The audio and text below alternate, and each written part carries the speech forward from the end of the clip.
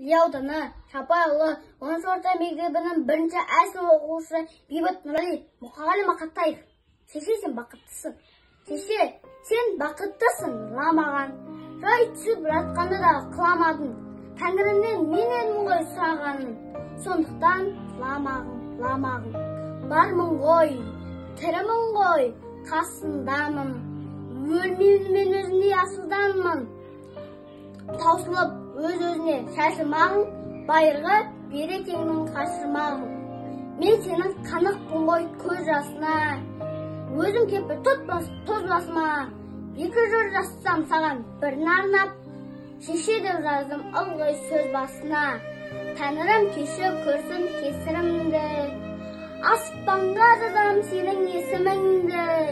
Шеше, сен бақыттысың, тебір-тебір, құла талдай үрген есігімді.